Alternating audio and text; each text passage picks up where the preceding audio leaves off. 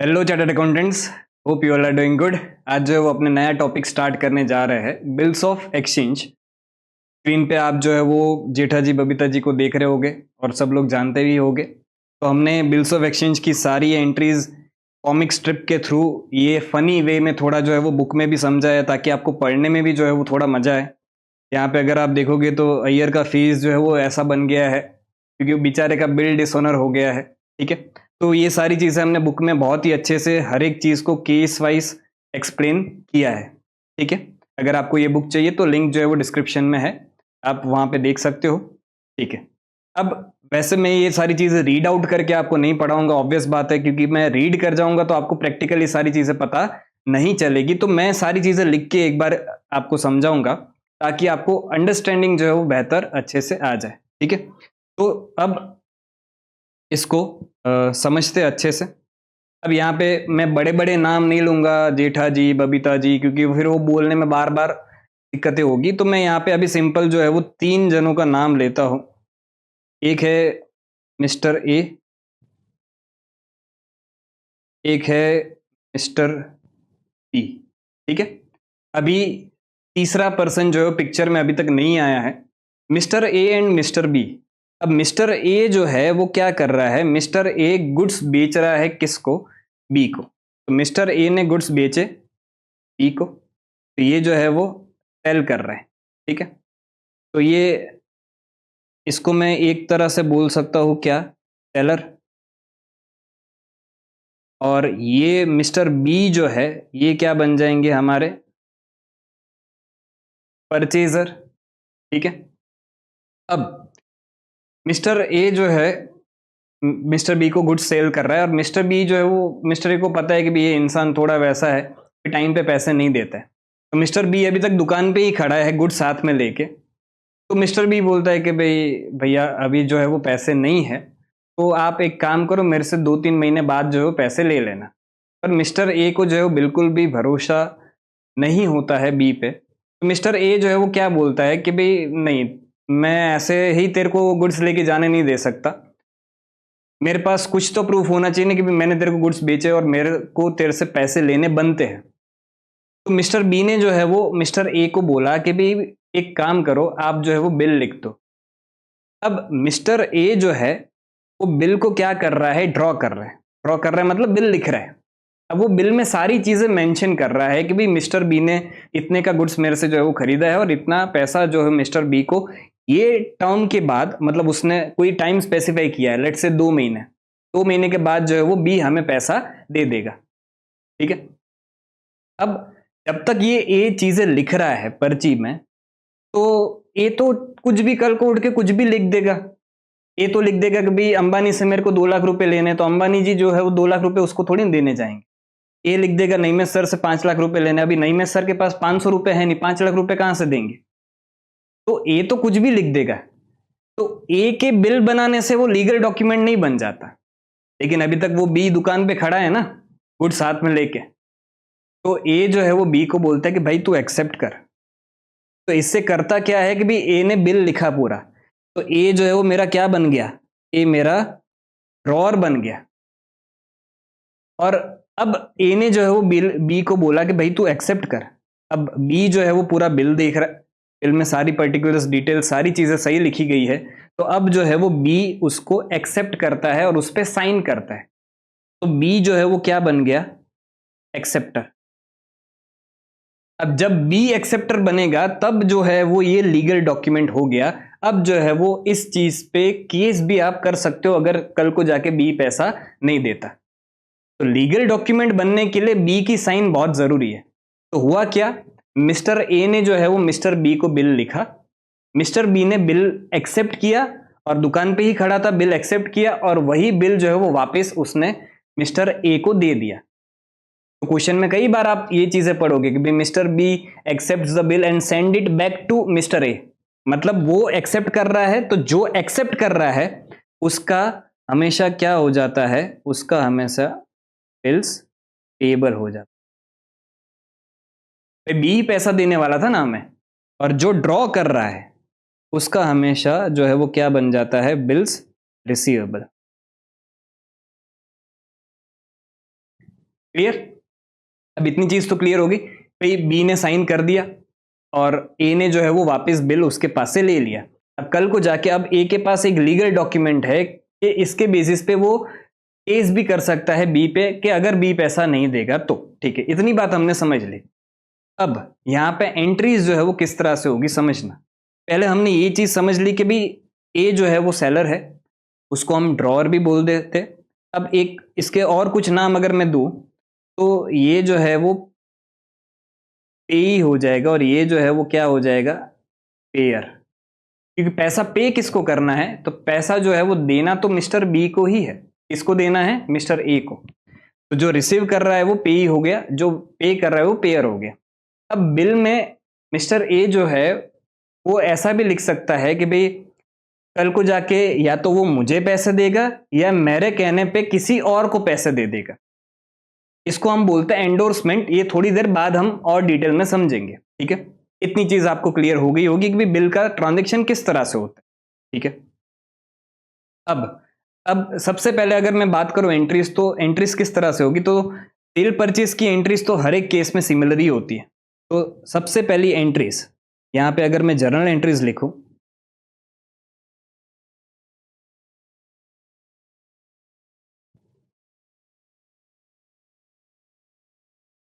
तो सबसे पहले आपकी सेल परचेज की एंट्री। अब ए जो है वो गुड्स बेच रहा है, किसको बेच रहा है, बी को। तो ए जो है वो एंट्री क्या करेगा, B account debit to sales account. लेट से इधर अपने अमाउंट भी डाल देते ताकि जो है वो अंडरस्टैंडिंग अच्छे से हो जाए। इसको हम 1,000 रुपए डाल देते। ठीक है, अब यही चीज की एंट्री बी जो है वो क्या करेगा, बी इसकी एंट्री करेगा purchase account debit to A account 1,000। अब ये एंट्री तो सिंपल सेल परचेज की एंट्री और ये दोनों की बुक्स में होगी। ठीक है, इसके बाद बिल जो है, बिल आप ड्रॉ कर रहे हो, बिल वो एक्सेप्ट कर रहा है, उस चीज की एंट्री क्या होगी समझना। अब यहां पे ए के बुक्स ऑफ अकाउंट में बी जो है वो क्या दिख रहा था, अभी तक डेटर दिख रहा था।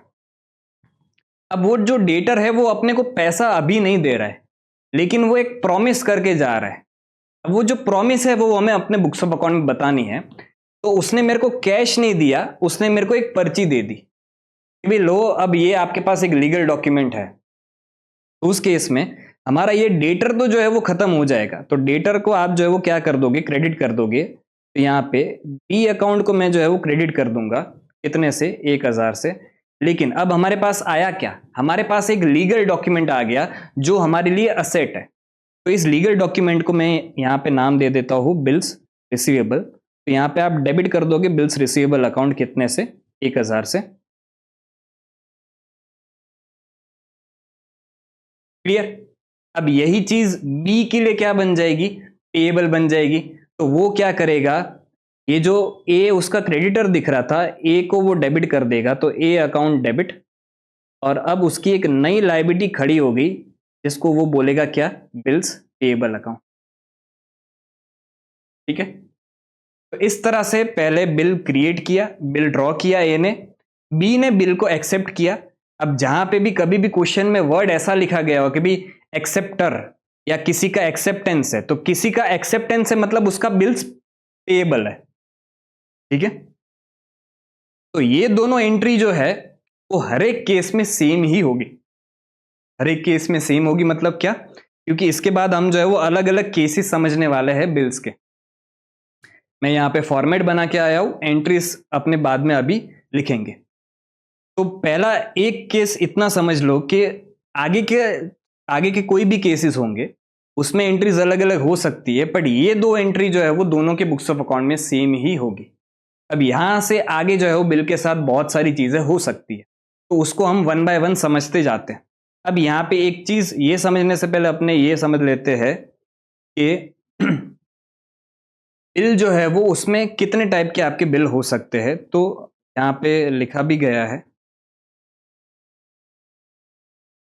तो बी बिल जो है वो अगर आपका आफ्टर साइट वाला बिल है, आफ्टर साइट वाला बिल हो सकता है, आफ्टर डेट वाला बिल हो सकता है, at sight and demand bill भी हो सकता है।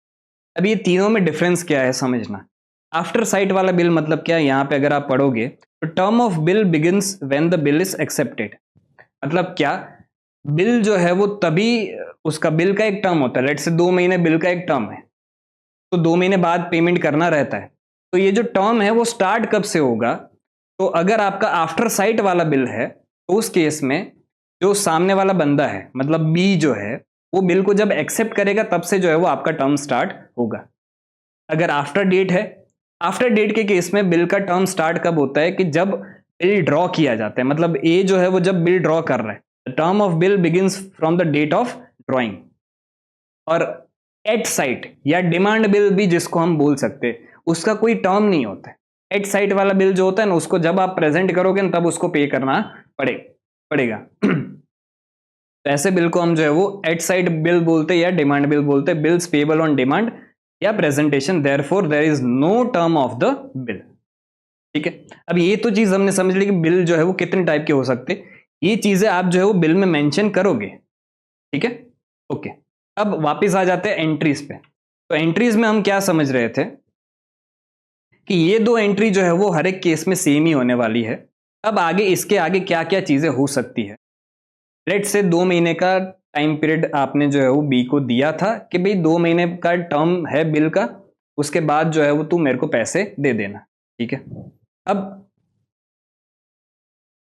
पहला केस कि भाई if bills are retained till maturity. अगर आप जो है वो बिल को क्या कर रहे हो, रिटेन कर रहे हो मैच्योरिटी तक। मतलब क्या रिटेन कर रहे हो, मतलब क्या सर, मतलब ये कि आप बिल को किसी को दे नहीं रहे हो, 2 महीने वेट कर रहे हो, बिल अपने पास ही रख रहे हो, किसी को दे नहीं रहे।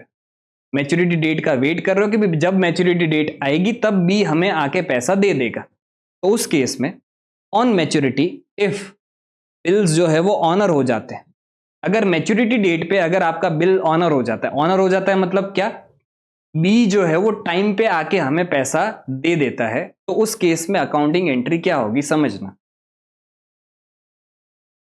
On maturity date if bill honoured, तो ए को जो है वो पैसे मिल रहे हैं।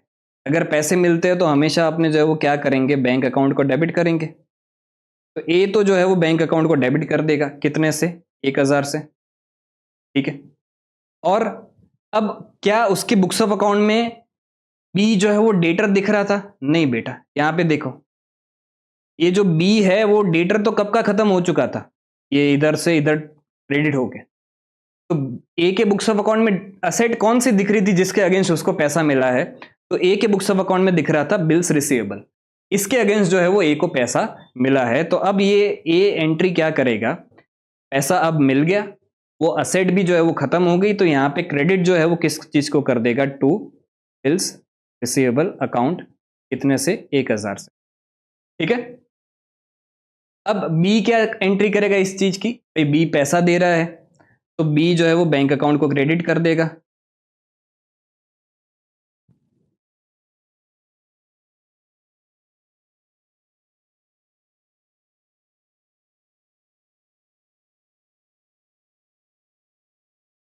तो बी जो है वो बैंक अकाउंट को क्रेडिट कर देगा। अब उसकी एक लायबिलिटी उसने क्रिएट की थी, यहाँ पे अगर आप देखोगे तो ए की लायबिलिटी खत्म की उसने और एक नई लायबिलिटी क्रिएट की उसने, क्या, बिल्स पेबल। तो ये लायबिलिटी को वो खत्म कर रहा है, तो उस केस में वो जो लायबिलिटी है उसको वो डेबिट कर देगा। तो बिल्स पेबल अकाउंट यहाँ पे आपका डेबिट हो जाएगा 1000 से, और बैंक अकाउंट आपका जो है वो क्रेडिट हो जाएगा। Simple case. लेकिन अगर बिल जो है वो डिसऑनर होता है, मतलब क्या कि टाइम पे जो पैसा देना था वो बी जो है वो टाइम पे पैसा नहीं दे पा रहा है, तो उस केस में एंट्रीज क्या होगी समझना।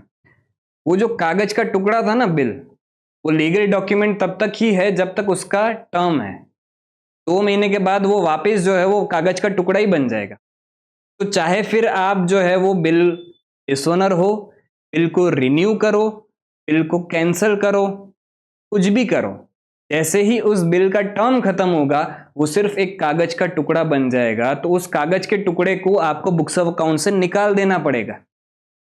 तो उस केस में आप बिल्स को तो क्रेडिट करोगे ही करोगे, यहां पे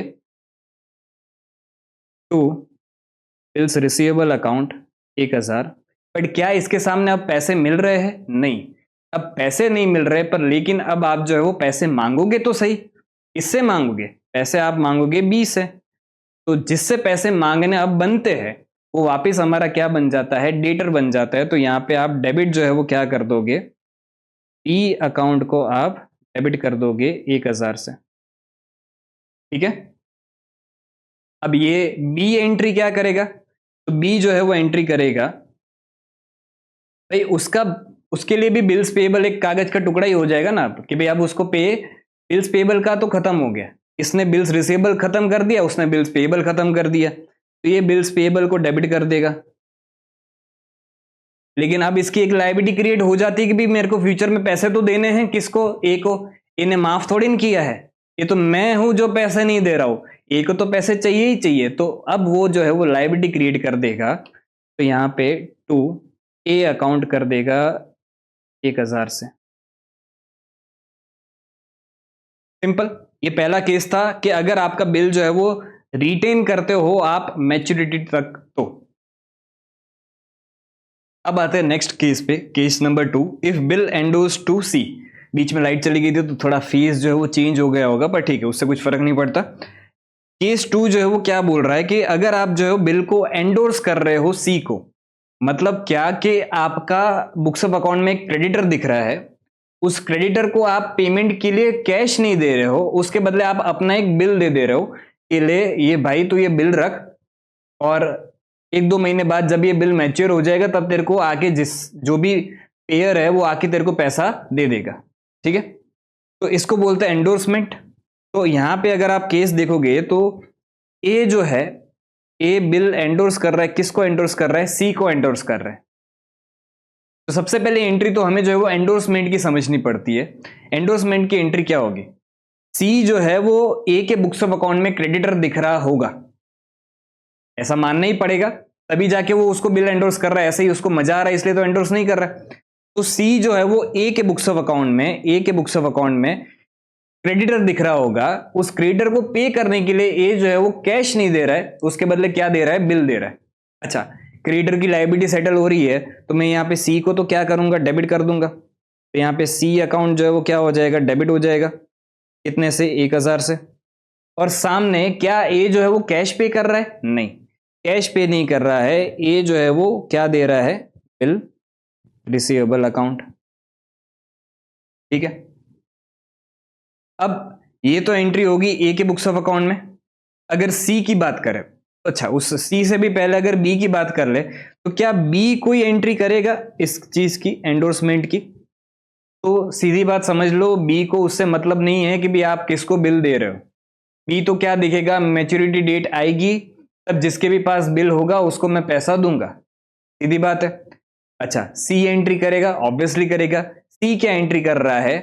अब सी जो है वो ए की बुक्स ऑफ अकाउंट में अगर क्रेडिटर दिख रहा था, तो सी की बुक्स ऑफ अकाउंट में ए जो है वो क्या दिख रहा होगा? डेटर दिख रहा होगा।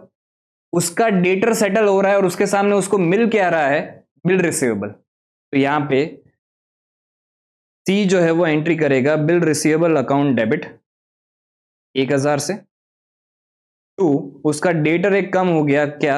ए, तो टू ए अकाउंट। सिंपल।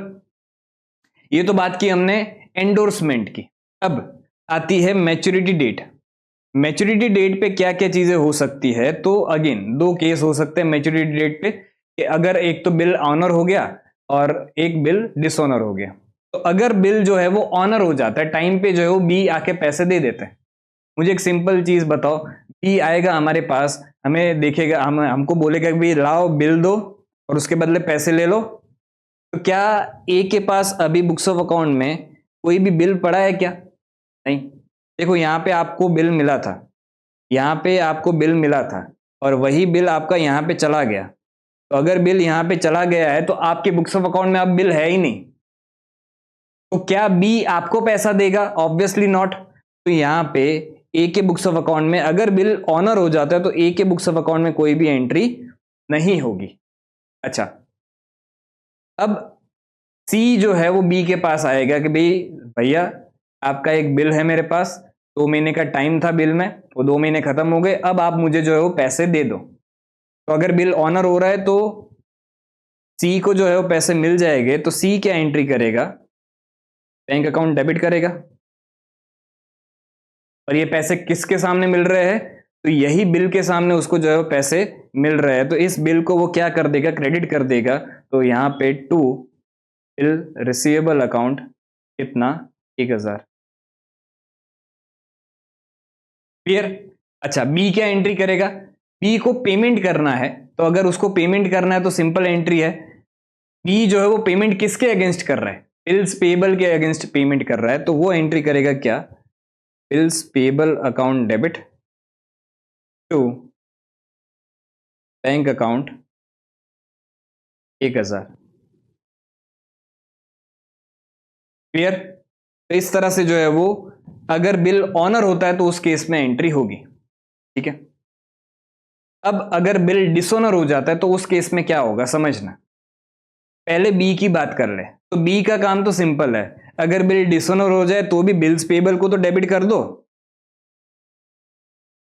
और लायबिलिटी क्रिएट कर दो। तो ए को अल्टीमेटली पैसे किसको देने थे, सॉरी बी को जो है वो अल्टीमेटली पैसे किसको देने थे, बी को अल्टीमेटली पैसे जो है वो ए को देने थे, तो यहां पे ये ए अकाउंट को क्रेडिट कर देगा कितने से, 1000 से।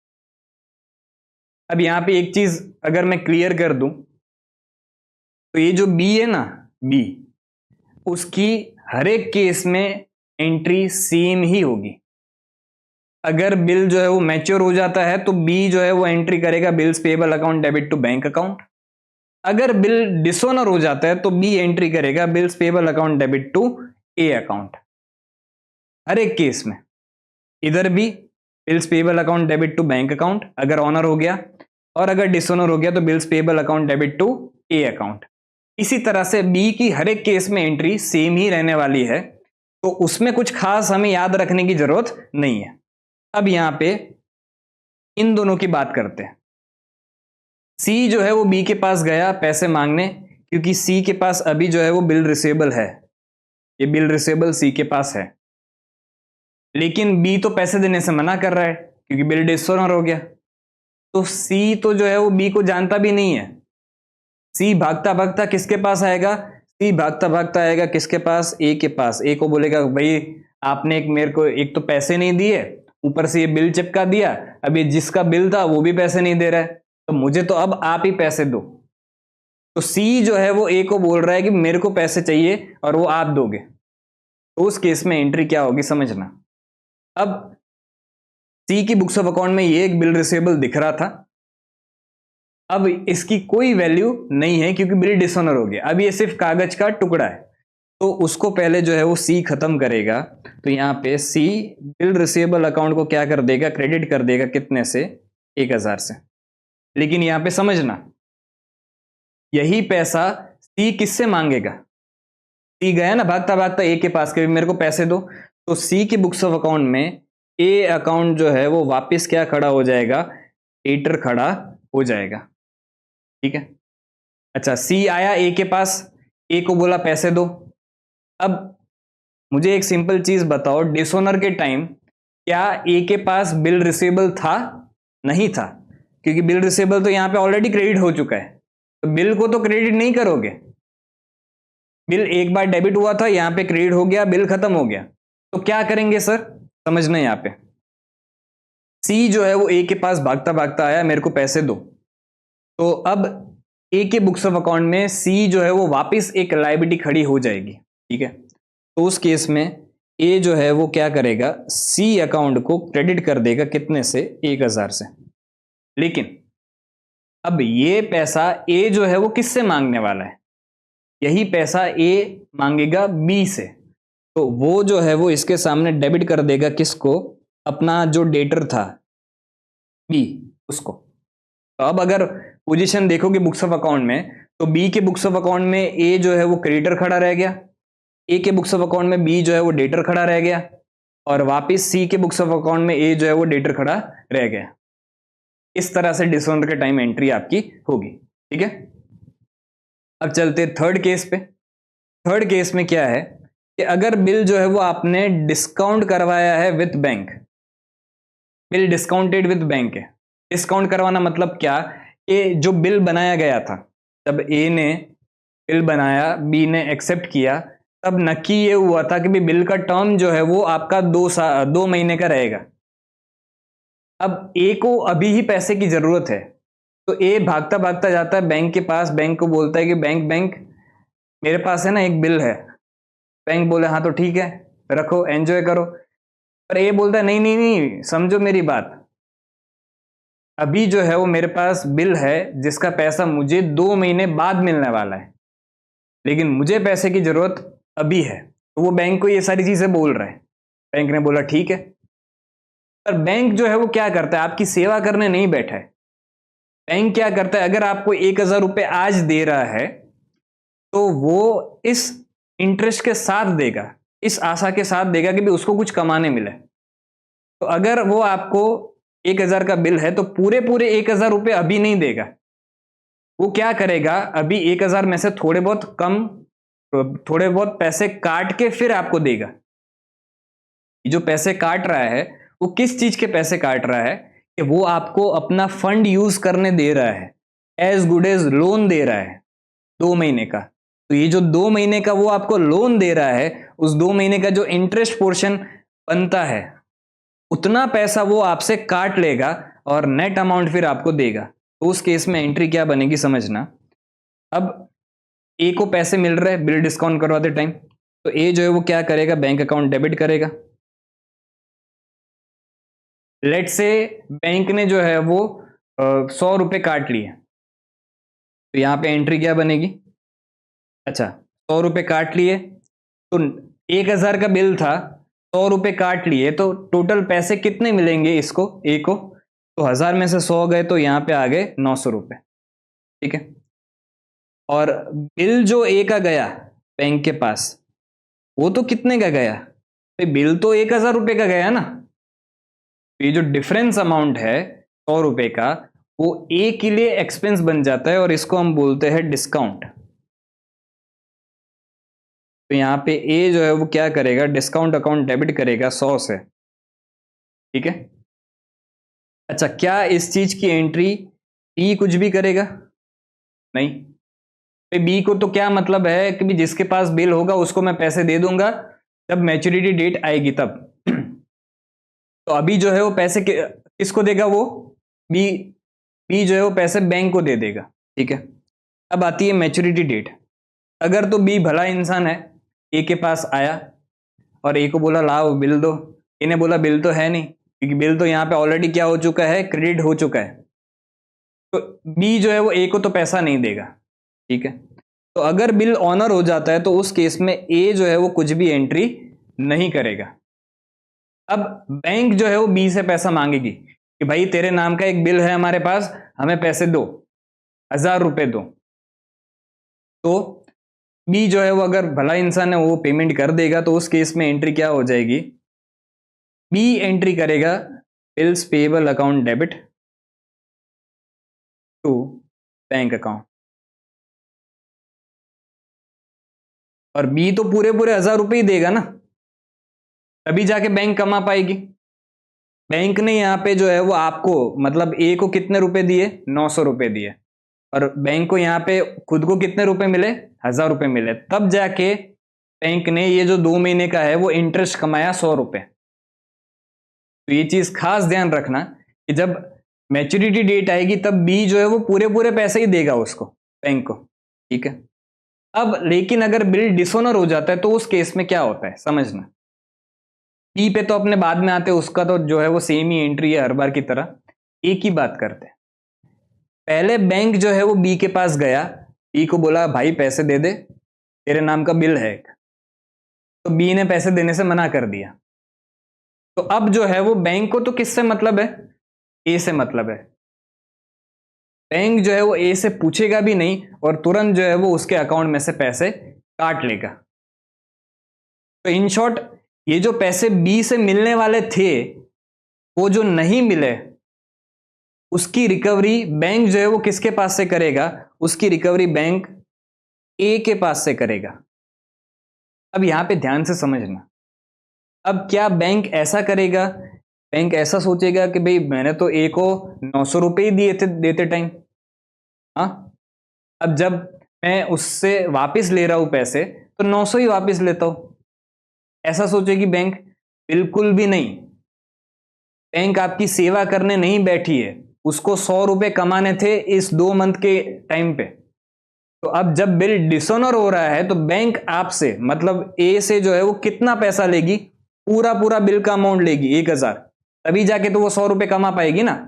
तो उस केस में यहां पे ध्यान रखना, अगर बिल जो है वो डिसऑनर होता है तो बैंक सीधा सीधा ए के अकाउंट में से पैसा काट लेती है, क्योंकि डिस्काउंट भी तो उसी ने ही करवाया था, बिल रिस्पॉन्सिबल भी वही है, ठीक है। तो यहां पे उस केस में अगर बैंक पैसा काट रही है तो ए क्या एंट्री करेगा? ए जो है वो बैंक अकाउंट को क्रेडिट कर देगा, क्योंकि सीधा उसका पैसा कट गया, और पूरा पूरा कितना कटा पैसा? 1000 रुपए कटा।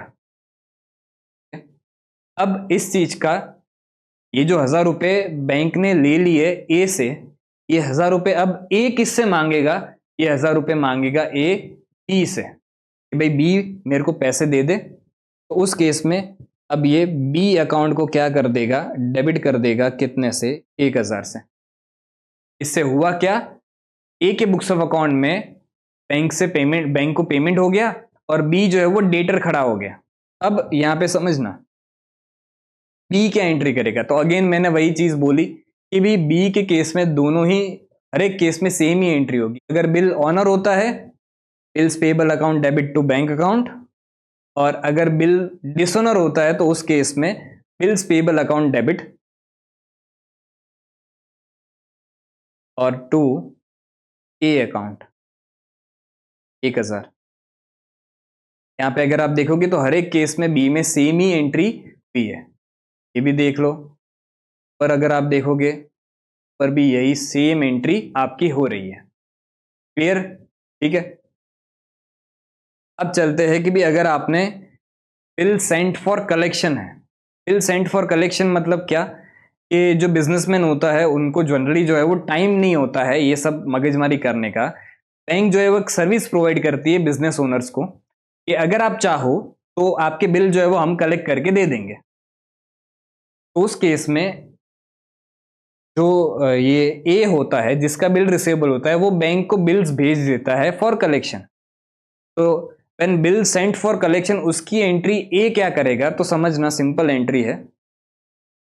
ए के बुक्स ऑफ अकाउंट से बी आर चले जाएंगे, बिल्स रिसेबल चले जाएंगे, तो वो बिल्स रिसेबल अकाउंट को तो क्या कर देगा? क्रेडिट कर देगा, कितने से? 1000 से। और उसके सामने एक नई टेम्पररी असेट खड़ी करेगा जिसको वो नाम देगा क्या? Bills for collection account debit. समझे? अच्छा, इसकी क्या बी एंट्री करेगा? बिल्कुल नहीं, बी को क्या लेना देना उससे, तो बी कुछ भी एंट्री नहीं करेगा। अब अगेन आती है मैच्योरिटी डेट। अगर तो बी जो है वो टाइम पे पैसा दे देता है तो बैंक हमारे बिहाफ पे पैसा कलेक्ट करके हमारे अकाउंट में पैसा डाल देगी। तो उस केस में ए क्या एंट्री करेगा? ए को पैसा मिला तो ए जो है वो बैंक अकाउंट को डेबिट करेगा, और क्रेडिट क्या करेगा? समझना, अब क्या उसके बुक्स ऑफ अकाउंट में बिल्स रिसेबल दिख रहा है क्या? ए के बुक्स ऑफ अकाउंट में नहीं। आगे सबसे पहले आपने बिल्स रिसेबल को डेबिट किया था, यहां पे आपने उसको क्रेडिट भी कर दिया, तो ए की बुक्स ऑफ अकाउंट में बिल रिसेबल नहीं दिख रहा है। तो ए की बुक्स ऑफ अकाउंट में क्या दिख रहा है? ए की बुक्स ऑफ अकाउंट में दिख रहा है बिल्स फॉर कलेक्शन अकाउंट। इसके सामने जो है वो ए को पैसे मिले हैं, तो एंट्री क्या करेगा? A bank account debit to bills for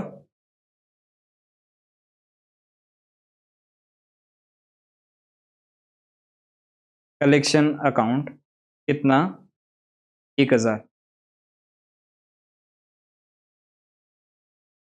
clear? तो थोड़ा अच्छे से लिख देते।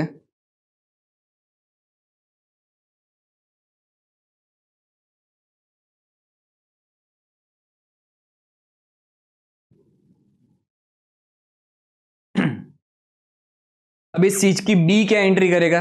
बी के केस में हर एक केस में एंट्री सेम ही होगी, मैं 4 बार बोल चुका हूं। तो सर मत बोलो। हाँ तो पर आपको याद दिलाने के लिए बोलना पड़ता है ना।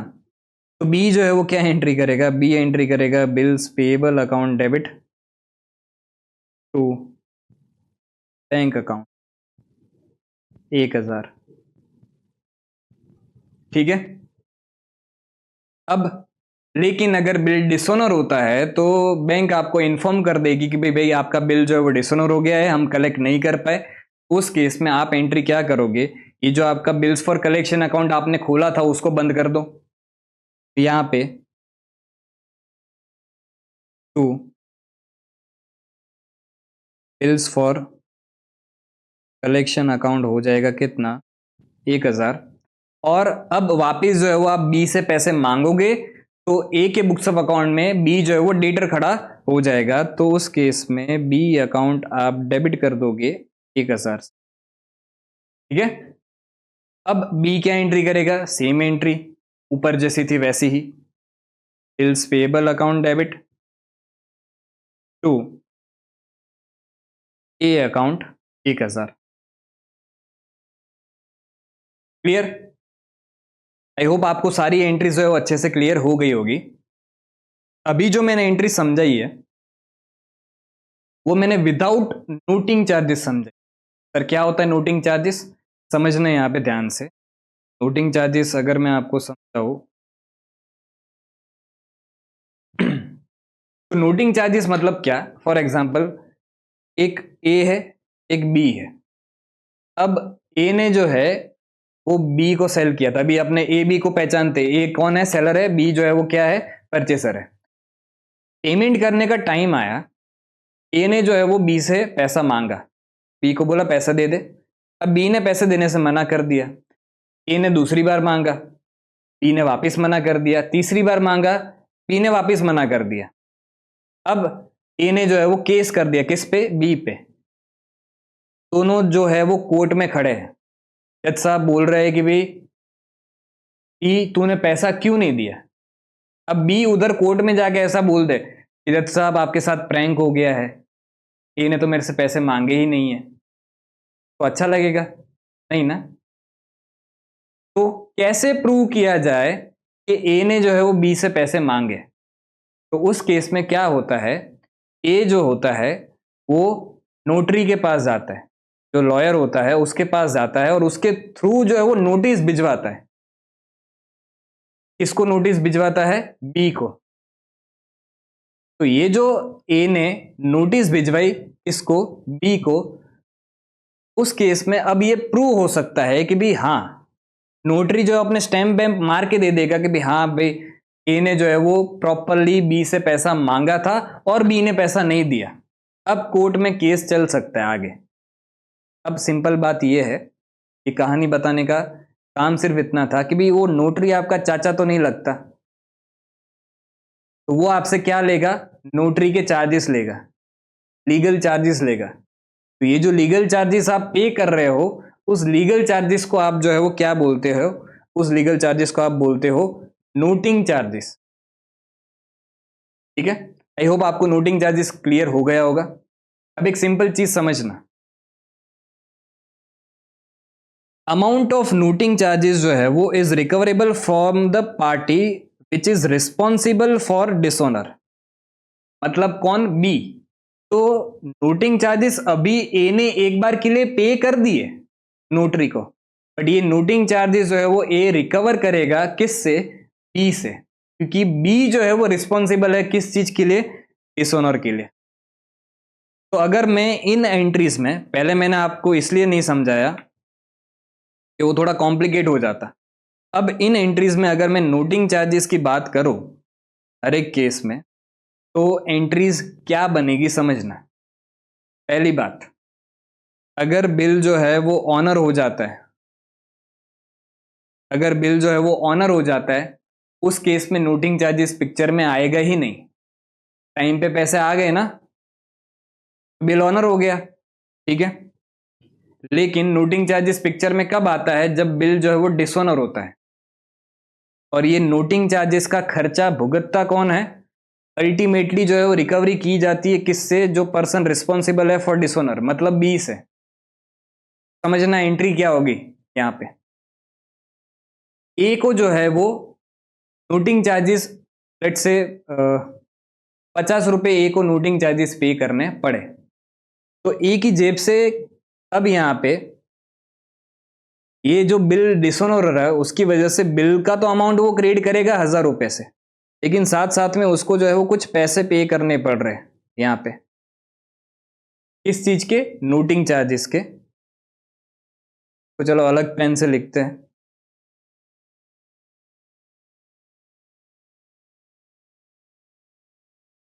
ताकि अच्छे से पता चले। तो यहां पे ए को जो है वो नोटिंग चार्जेस के पैसे पे करने पड़ते, लेट से 50 रुपए पे करने पड़ते हैं।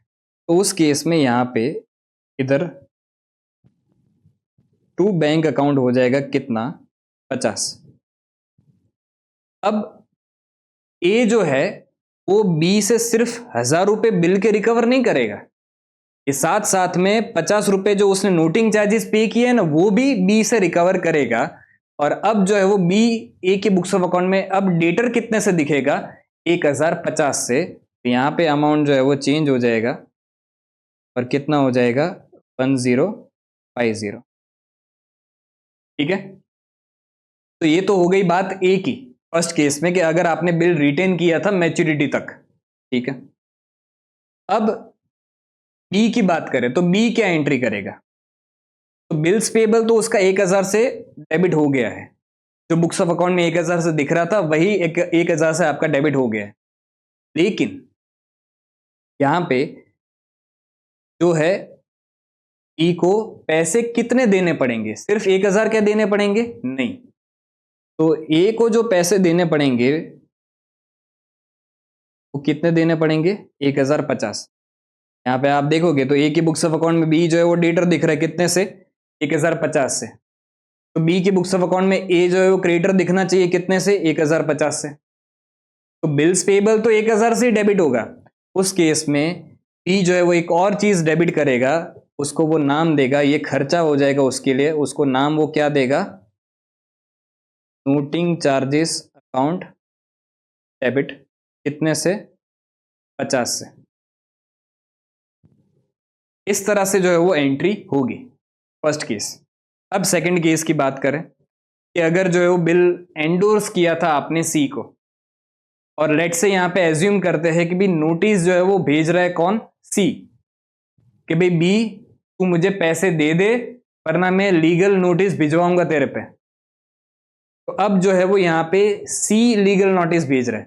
पहली बात, नोटिंग चार्जेस पिक्चर में आएंगे कब, जब डिसऑनर हो रहा है। अगर डिसऑनर नहीं हो रहा है मतलब यहां तक तो कुछ भी जो है वो नोटिंग चार्जेस पिक्चर में आने ही नहीं वाले, आखिरी एंट्री में ही आएंगे।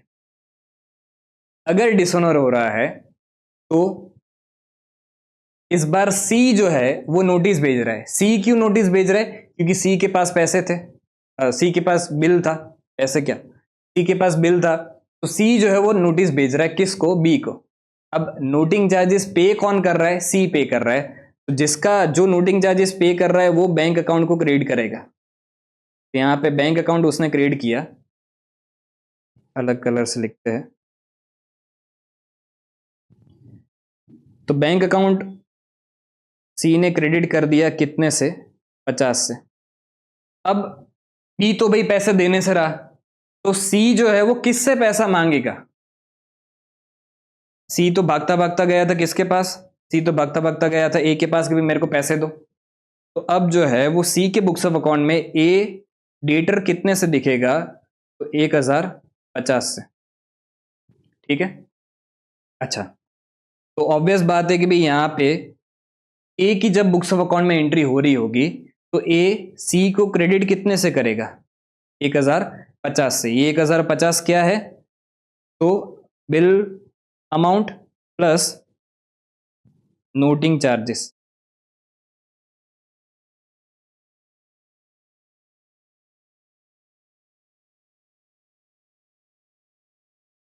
ठीक है, लेकिन क्या ये 50 रुपए ए भुगतेगा, ए रिस्पॉन्सिबल है क्या डिसऑनर के लिए, बिल्कुल नहीं, ए रिस्पॉन्सिबल नहीं है डिसऑनर के लिए, बी रिस्पॉन्सिबल है। तो ए जो है वो अब 50 रुपए मांगेगा किससे, बी से। तो उस केस में यहां पे बी भी जो डेबिट होगा वो कितने से डेबिट हो जाएगा, 1050 से। तो अब यहाँ पे बी के बुक्स ऑफ अकाउंट में ये जो ए है वो क्रेडिट कितने से होगा, 1050 से। पर बिल तो जो है वो 1000 का था, तो बी जो है वो एंट्री करेगा यहाँ पे नोटिंग चार्जेस अकाउंट डेबिट 50। ठीक है। अब तीसरा case, if bill discounted with bank, अगर बिल आपने डिस्काउंट कराया था बैंक से, तो बिल जो है वो पड़ा किसके पास है, बैंक के पास पड़ा है। तो ऑब्वियस बात है कि भी नोटिस भी कौन भेजेगा, बैंक ही भेजेगा। तो बैंक जो है वो पी को नोटिस भेज रहा है। नोटिंग चार्जेस जो है वो पे भी किसने किए होंगे, बैंक ने किए होंगे। लेट से 50 रुपए नोटिंग चार्जेस बैंक ने पे किए। बैंक जो है क्या ए से अब सिर्फ 1000 रुपए ही मांगेगा क्या, नहीं। बैंक जो है वो ए से 1000 रुपए तो लेगा ही लेगा, साथ में बैंक ने जो नोटिंग चार्जेस 50 रुपए पे किए हैं वो भी जो है वो ए से रिकवर किया जाएगा। तो यहाँ पे पैसे कितना काटेगी बैंक, बैंक यहाँ पे पैसे ए का काट लेगी सीधा 1050 रुपये। 1000 रुपया, 1050 रुपये क्या है, तो बिल प्लस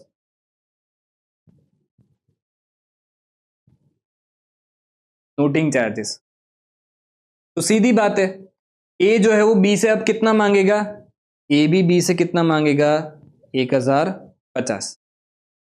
और यहाँ पे बी के बुक्स ऑफ अकाउंट में ए जो है वो लायबिलिटी क्रिएट हो जाएगा कितने से, 1050 से, और वो डेबिट कर देगा किसको, नोटिंग चार्जेस को। तो यहाँ पे नोटिंग चार्जेस अकाउंट डेबिट कितना, 50। इस तरह से नोटिंग चार्जेस की एंट्री होगी। अब fourth case, bill sent for collection.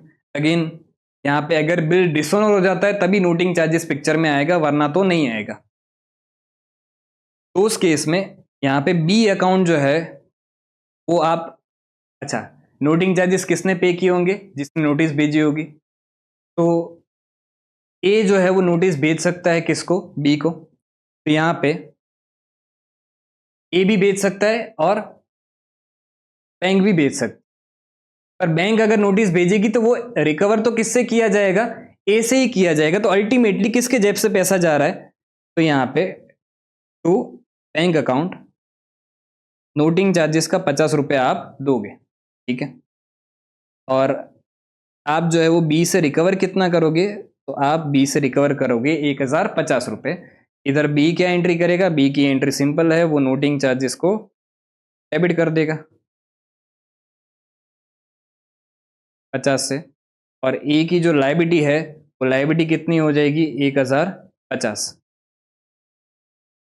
Simple. अब अगर ये नोटिंग चार्जेस का कंक्लूजन मैं आपको दूं, तो जो नोटिंग चार्जेस पे कर रहा है वो बैंक को क्रेडिट करेगा, और हमेशा जो रिस्पॉन्सिबल है फॉर डिसऑनर मतलब ये बी, वो नोटिंग चार्जेस अकाउंट को क्या करेगा, डेबिट करेगा। अब इधर एंडोर्समेंट वाला केस अगर आप समझोगे, तो सी के पास बिल था, उसने नोटिस भेजी, तो उसने बैंक अकाउंट को क्रेडिट किया 50 से। पर उस केस में अब यहाँ पे सी जो है वो ए की बुक्स ऑफ अकाउंट में क्रेडिटर बढ़ जाएगा कितने से, 50 रुपए से। पहले 1000 था, अब नोटिंग चार्जेस के 50 रुपए भी ए को पे करने पड़ेंगे, किसको, सी को। और वही पैसा ए किससे मांगेगा, ई से। क्लियर।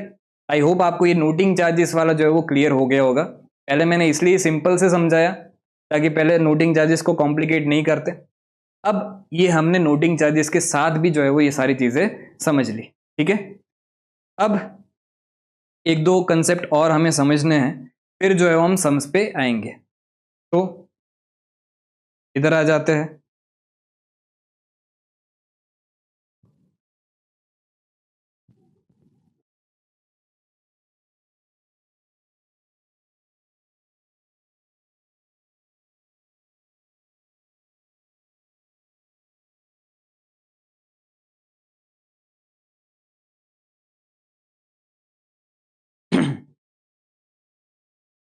हमने अभी तक क्या क्या चीज़ें कवर कर ली? तो हमने meaning of bills of exchange cover कर लिया, उसके बाद parties to bills of exchange, drawer कौन होता है, ड्रॉई कौन होता है, पेई कौन होता है, वो सब हमने समझ लिया।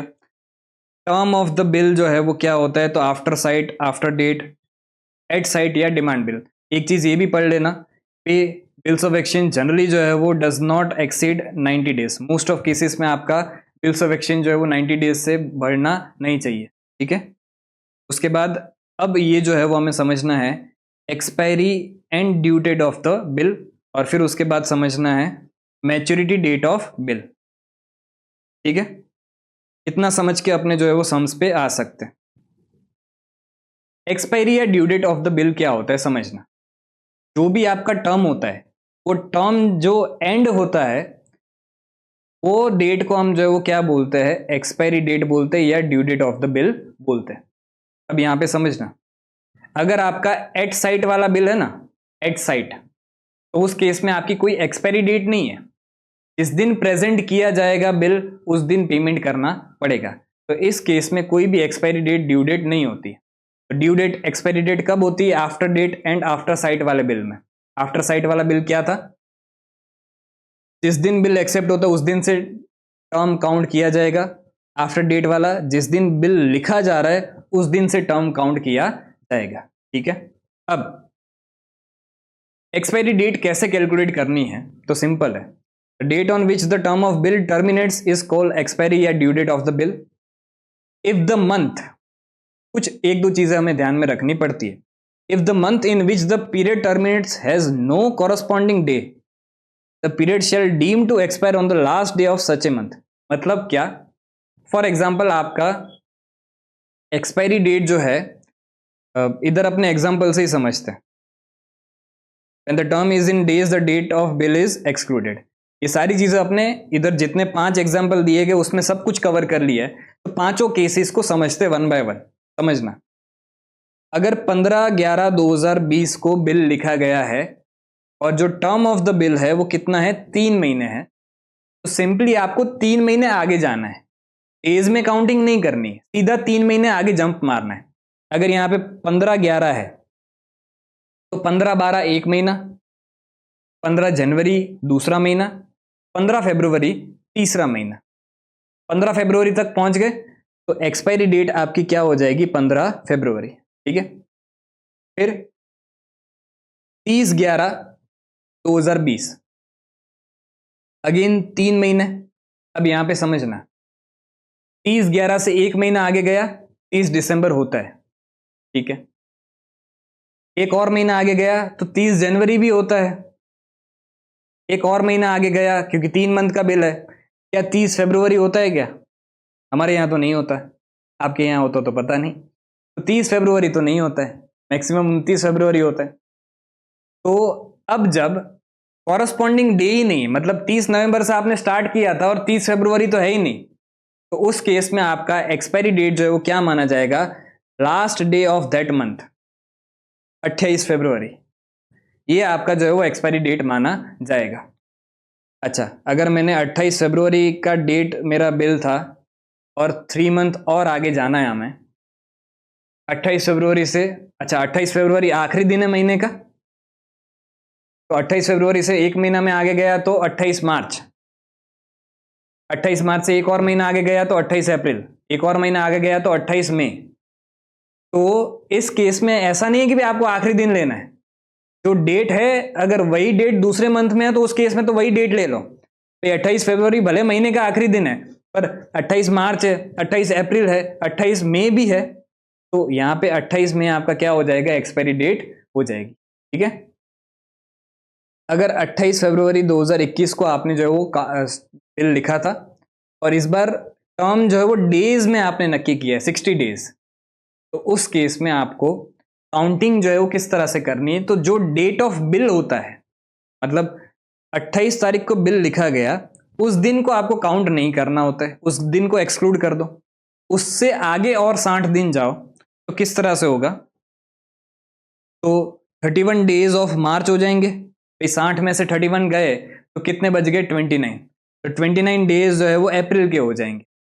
तो 30 मार्च खत्म हो गया और 29 दिन अगर और आगे जाए तो अपने पहुंचेंगे कहाँ पे, 29 अप्रैल पे। तो 29 अप्रैल आपका जो है वो क्या हो जाएगा, एक्सपायरी डेट हो जाएगा। ठीक है। अगर 3 जून 2021 को आपका बिल लिखा गया था और 60 दिन आपको आगे जाना है, तो अब जून में जो है वो तीसरी तारीख, मतलब उसको काउंट नहीं करना है। जून की 3 दिन चले गए, जिस दिन बिल लिखा गया तो उसको काउंट नहीं करना है। तो अगर जून की 3 दिन चले गए तो बचे कितने, 30 में से 3 गए तो बचे 27। तो 27 days of June plus 31 days of July, तो टोटल अभी भी जो है वो कितने हो गए, 58 डेज हो गए।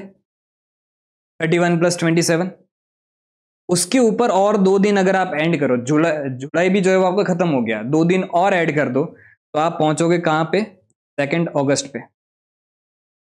तो 2 अगस्त आपका क्या हो जाएगा, एक्सपायरी डेट हो जाएगा। पर यहां पे रुकना, समझना, एक्सपायरी डेट पे पेमेंट नहीं करने का होता है, अभी तो हमें मैच्योरिटी डेट भी फाइंड आउट करना है। मैच्योरिटी डेट कैसे फाइंड आउट करेंगे, तो सिंपल है, date which comes after adding 3 days of grace. तो बिल जब आपका एक्सपायर हो रहा है उसके ऊपर आप 3 दिन और ग्रेस के ऐड कर दो, तब जाके आपको मिलता है क्या, मैच्योरिटी ऑफ द बिल। तो when maturity date is on public holiday, अगर आपका मैच्योरिटी डेट जो है वो आ रहा है पब्लिक हॉलीडे पे, तो उस केस में, जैसे कि पब्लिक हॉलीडे क्या हो सकता है, संडे हो सकता है, इंडिपेंडेंस डे हो सकता है, रिपब्लिक डे हो सकता है, 2 अक्टूबर महात्मा जी का जन्मदिन हो सकता है। अगर ऐसे दिनों पे आपका जो है वो बिल का मैच्योरिटी डेट आ रहा है, तो पब्लिक हॉलीडेज को ऐसा माना जाता है कि भी ये तो आपको पता ही है। तो उस केस में preceding business day will be the maturity date. For example Sunday को आपका मैच्योरिटी आ गया, तो सैटरडे जो है वो आपका मैच्योरिटी डेट हो जाएगा।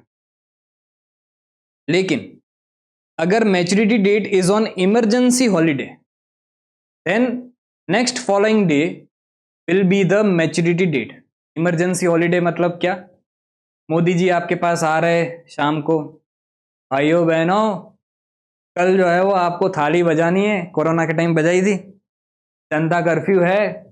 अगर मोदी जी आके ऐसा कोई इमरजेंसी हॉलीडे कर दे, या कोई भी दूसरी रीजन से अगर आपका जो है वो इमरजेंसी हॉलीडे आ जाए, तो उस केस में आपका नेक्स्ट बिजनेस डे जो है वो आपका माना जाएगा। और जब मैं यहाँ पे नेक्स्ट बिजनेस डे बोल रहा हूं, मतलब जो दिन अब चालू होगा, फॉर एग्जाम्पल जनता कर्फ्यू हो गया, उसके बाद भी एक दिन आपका जो है वो छुट्टी हो गया, तो उसको भी निकाल दो।